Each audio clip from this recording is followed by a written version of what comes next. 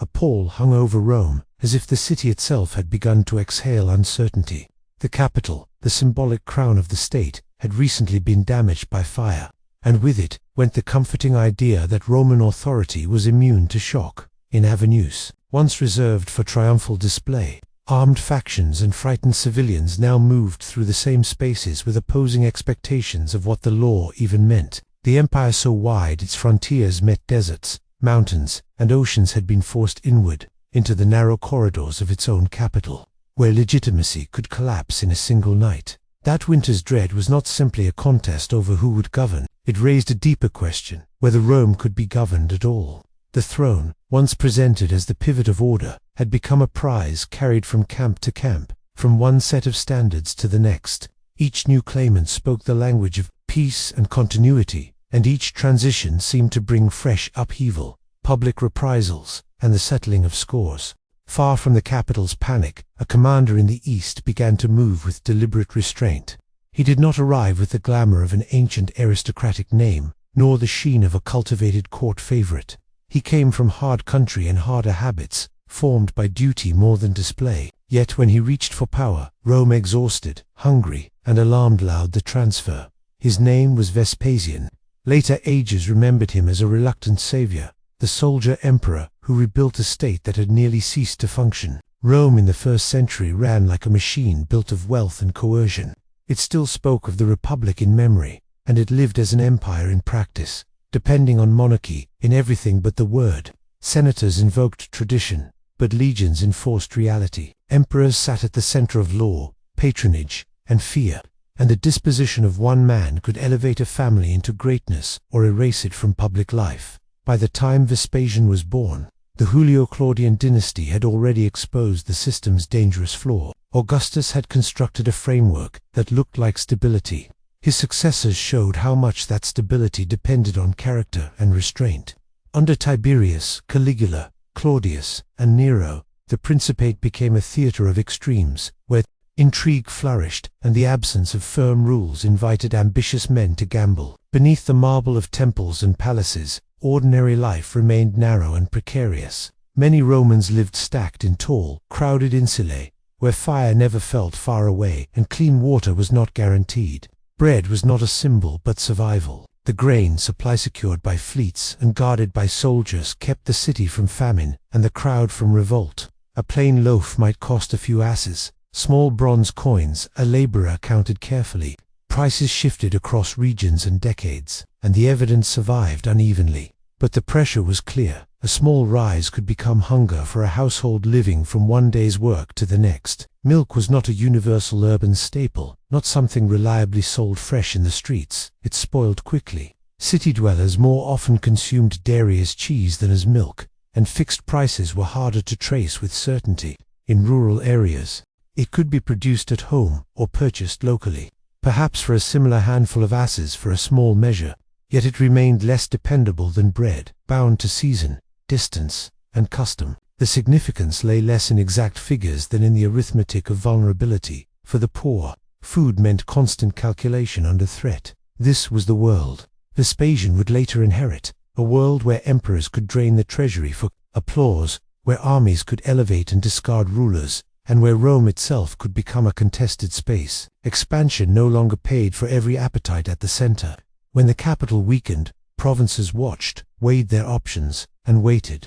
When the imperial line broke, the fracture ran through every part of the state. In the Sabine country northeast of Rome, in the hill town of Rete, Titus Flavius Vespasianus was born in 09 CE. He did not enter the world with the ancient nobility's ancestral masks and inherited authority. His family stood within the equestrian order, respectable, established enough to rise, but not crowned by centuries of senatorial prestige. Father, also Titus Flavius, worked as a tax collector and banker, professions that could gather wealth and resentment together. His mother, Vespasia Paula, came from firmer standing, and it was through her that the young Vespasian gained a steadier foothold in Roman society. Compared to the average person packed into Rome's tenements, Vespasian began from safer ground. Hunger and anonymity were not his daily companions. Yet compared with the great houses of the Senate, his beginnings were almost plain. His name did not open every door. He would have to become useful before he could become indispensable.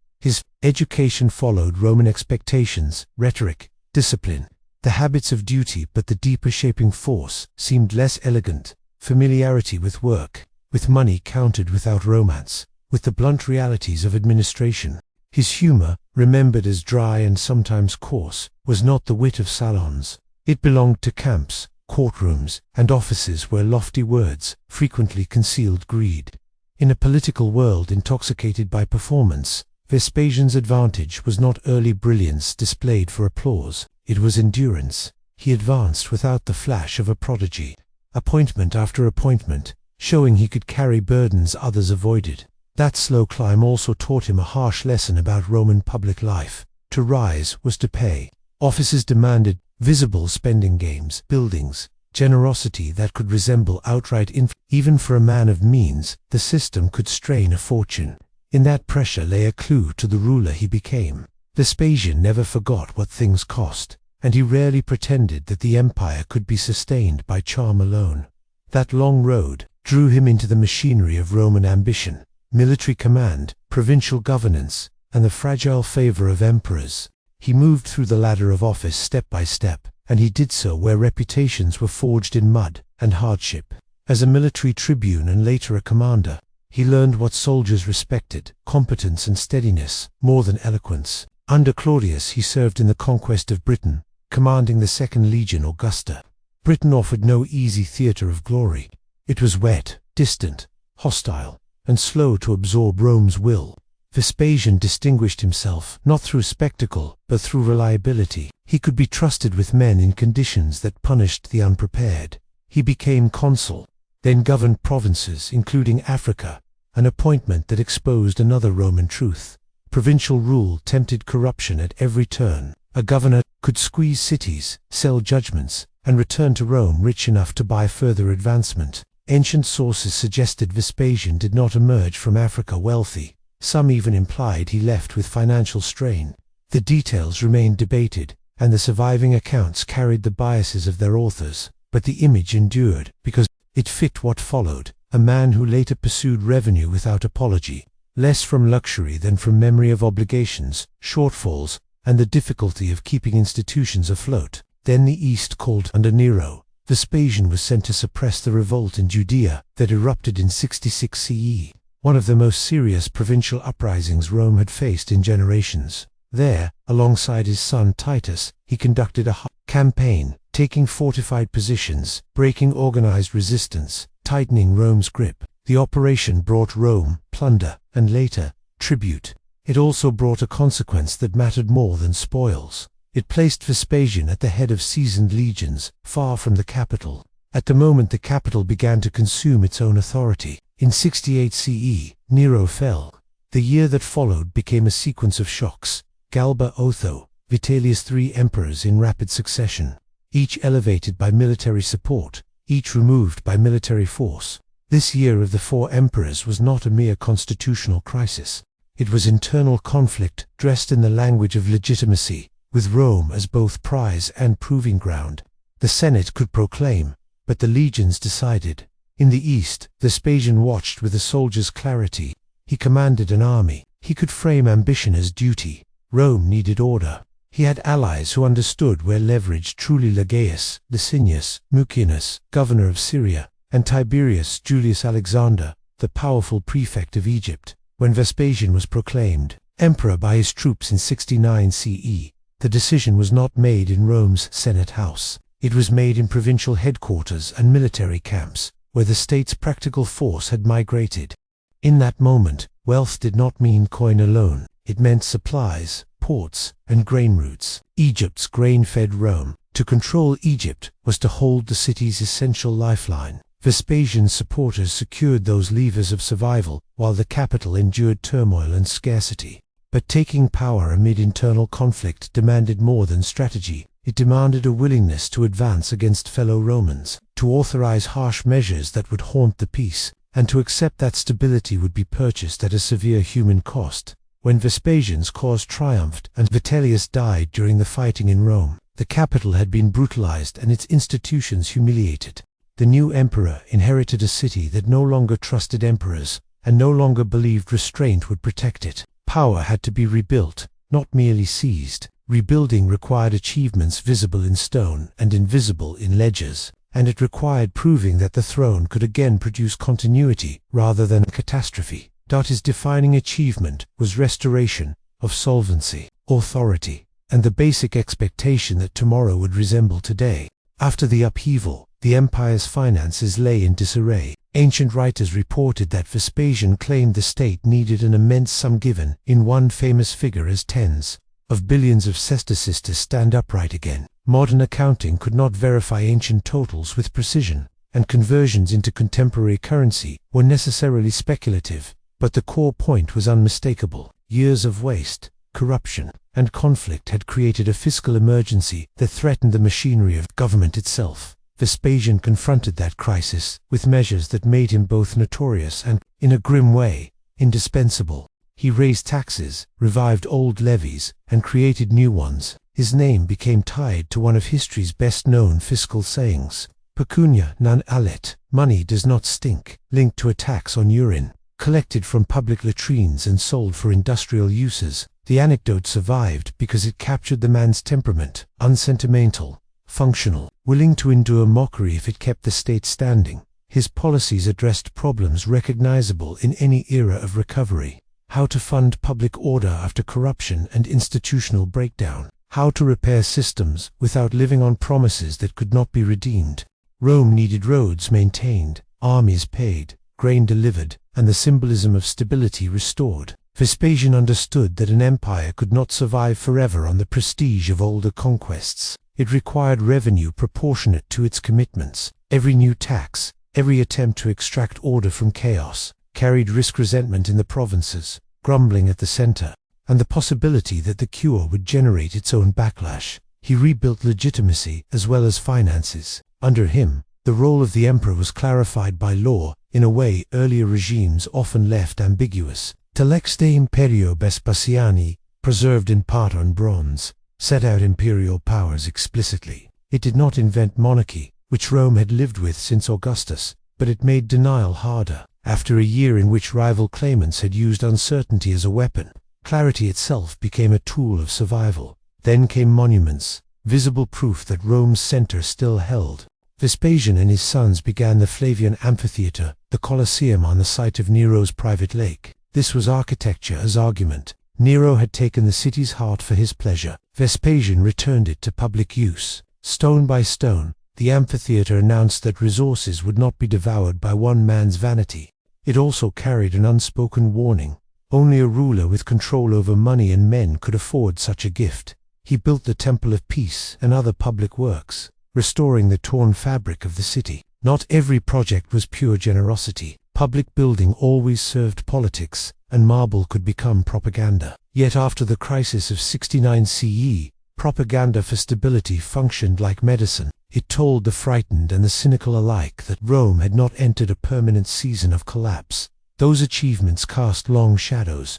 The conflict in Judea, begun under Vespasian and completed under Titus, ended with the fall of Jerusalem in 70 CE. Rome celebrated with triumphs, and later commemorated victory through monuments, such as the Arch of Titus. For the Jewish people, it was a catastrophe. The destruction of the Second Temple, large-scale loss of life, enslavement, and a wound that shaped centuries of memory and identity. Vespasian's rise drew strength from that campaign, and his dynasty reaped political profit from its outcome. The empire stabilized, but it did so through force that contemporaries and later historians described as severe. Without Vespasian, Rome might have splintered into competing military states, provinces aligning with whichever general promised payment. With him, the empire regained a center. Yet the methods that restored order, taxation without charm, discipline without sentiment, power consolidated with explicit authority, also hardened expectations. The Principate became less a delicate performance and more an openly managed system. He had not merely ended a crisis, he had changed the texture of rule. Power drew opposition as surely as flame drew moths. Vespasian had outlasted rivals during the succession struggle, but the deeper conflicts of his reign were quieter and more persistent. The empire he inherited had learned to treat emperors as temporary. That habit did not vanish simply because a capable man held the throne. At the edges, unrest flared in the wake of internal collapse. In the Rhine region, the Batavian leader Julius exploited the chaos, drawing soldiers and local communities into an uprising fueled by grievance and opportunity. It followed a pattern familiar wherever central authority seemed weak. Alliances shifted, old resentments acquired new language, and local leaders wagered that distance would purchase autonomy. Rome answered as it nearly always did. Legions returned, punishment and negotiated settlement followed, and control was reasserted through sustained pressure. Each suppressed revolt restored Rome's grip, but each also reminded subjects and soldiers alike that the empire's unity depended on constant enforcement. Within the capital, opposition took another form. Senators who had survived Nero's terrors and the randomness of regime change sometimes viewed Vespasian's bluntness with contempt. Philosophical critics, especially those associated with Stoic opposition, could cast themselves as guardians of liberty, challenging imperial authority in the language of virtue. Vespasian's reign included confrontations with such figures. Helvidius Priscus became emblematic of the tension between republican ideals and imperial reality. Ancient sources differed on motives and details, and later writers shaped these conflicts into moral dramas. But the pattern remained. Criticism could be tolerated only so long as it did not threaten control. When pressed, Vespasian responded as a ruler safeguarding a fragile order, not as a participant in open debate. The moral compromises of his stability were inseparable from its success. The succession crisis had demanded state reprisals and confiscations. Recovery demanded extraction. Taxes pressed upon communities already strained. For common people, politics meant disruptions to grain supply, threats of conscription, shifts in the cost of essentials, and the fear that armed men, Rome's guarantors of order, might become a danger themselves. An army choosing emperors was not an abstract constitutional problem. It could mean the difference between a market opening at dawn and a neighborhood closing its doors by nightfall. Vespasian understood how quickly loyalty became calculation. His own rise had depended on shifting allegiances, and he knew that proximity to power tested every friendship. Even in restoration, risk remained. Ambitious men watched the throne and remembered how easily it had changed hands. Still, he persisted. He governed with humor and severity, relied on capable administrators, elevated men from the provinces, and sought to bind the empire together by routine rather than romance. He insisted on solvency. He demanded work. He accepted ridicule if it brought order. Yet time remained the one rival no emperor defeated. Bodies weakened, courts grew restless, and succession returned like an old disease. His final years carried a kind of calm. But in Rome, calm often concealed rivalries beneath ceremony. Vespasian continued to conduct business and dispense judgments as illness approached. A man accustomed to labor, refusing to surrender to frailty. He traveled to his Sabine homeland, seeking the restorative waters near Aquicutilia. There, in 79 CE, his strength failed. Around him stood what he had rebuilt, a steadier treasury, a capital rising again in stone, a dynasty positioned to continue without immediate breakdown. Titus, his son, was widely accepted as heir, and that acceptance mattered profoundly in a world where succession so often triggered new conflict. Vespasian had not removed coercion from politics, but he had made power transferable again.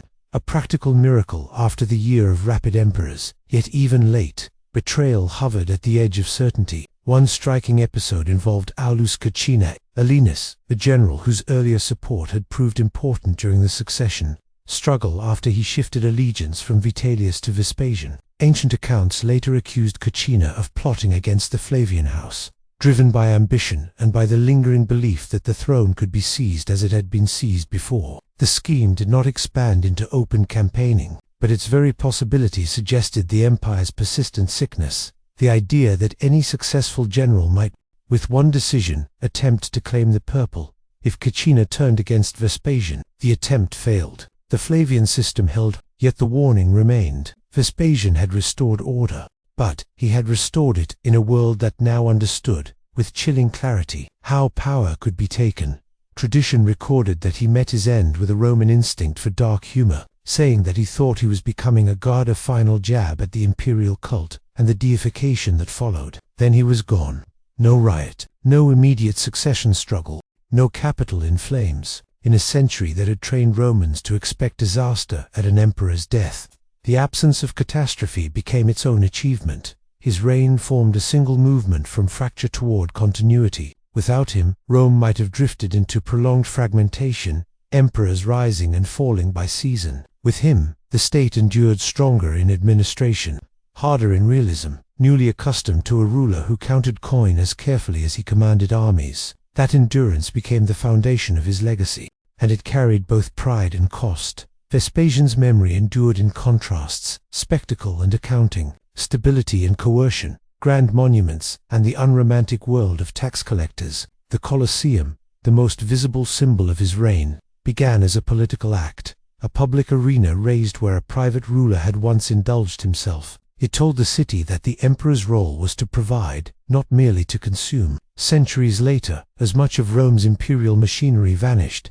the amphitheater's bones remained, turning a practical decision into timeless stone. Administratively, his reign helped normalize the idea that empire could be managed by professionals drawn from beyond the oldest Roman elite. He advanced provincial men, broadened the Senate's composition, and treated governance as labor rather than performance. In doing so, he strengthened the system's capacity to survive mediocre emperors as well as exceptional ones, a quiet form of resilience that mattered more than applause. Historians also weighed the costs. The Judean campaign and its aftermath reshaped the eastern Mediterranean and left scars too deep to dismiss as mere policy. Fiscal measures that rescued the treasury pressed on communities already struggling. His blunt approach to dissent, especially among senatorial and philosophical circles, signaled how far the old dream of republican liberty had retreated under pressure, becoming less a program than a hazardous posture. He was remembered not because he glittered, but because he repaired. His name lacked Caesar's romance, Nero's infamy, Marcus Aurelius's philosophical appeal. Yet the ordinariness of his image, this Sabine-born soldier who joked about taxes, gave him a peculiar permanence.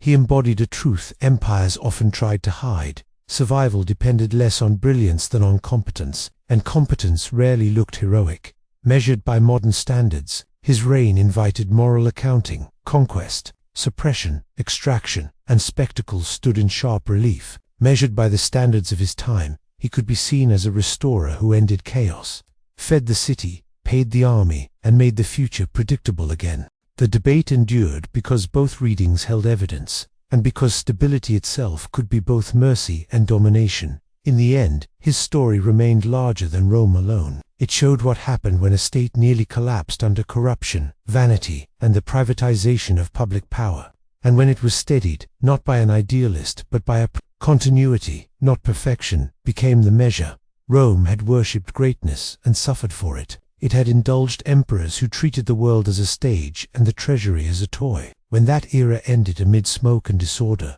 poetry did not rebuild the city. Patience did, taxation did, administration did, the cold willingness to do what was necessary did. Vespasian did not resolve the empire's deepest contradictions. He did not abolish the imperial logic of conquest, nor erase the danger that armies might again choose emperors by force. He could be harsh, calculating, and unyielding, and the peace he forged rested on obedience as much as consent. Yet after the year when Rome turned on itself, he restored something the empire had nearly lost, the expectation that it would still be there. Tomorrow, in the Sabine hills, where he was born, the world had been smaller than the empire he later ruled. Perhaps that scale kept him from mistaking power for divinity. He treated it as burden and instrument. Rome remembered conquerors with triumphs and tyrants with curses. It remembered Vespasian in stone, in law, and in the unglamorous miracle of a government that functioned again. After fire and internal conflict, he proved that an empire could be rebuilt by a man who did not pretend to be a god only, a worker standing amid ruins, counting the cost of survival.